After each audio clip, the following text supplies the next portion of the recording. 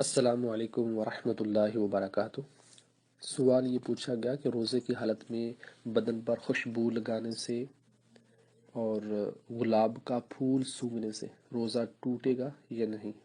تو اس حوالے سے گزارش یہ ہے، روزے کی حالت میں خوشبو لگانے سے اور گلاب سونگھنے سے روزہ نہیں ٹوٹتا، بلکہ کوئی بھی خوشبو اگر سونگھے اس انداز میں کہ اس خوشبو کے اجزاء دماغ تک نہ پہنچے تو اس سے روزہ نہیں ٹوٹے گا۔ لیکن اگربتی کا دھواں اگر سونگا، جان بوجھ کر سونگا، تو اس کے اجزاء دماغ تک پہنچیں گے، لہذا اس سے روزہ ٹوٹ جائے گا۔ یہ بھی اس صورت میں ہے جب جان بوجھ کر سونگے گا، جبکہ عطر لگانے سے خوشبو کے کوئی اجزاء دماغ تک نہیں جاتے، اور اسی طرح گلاب کا پھول سونگھنے سے بھی اس کے کوئی جز دماغ تک نہیں جاتا، لہذا اس سے روزہ نہیں ٹوٹے گا۔ ھذا ما ظہر لی واللہ ورسولہ اعلم بالصواب۔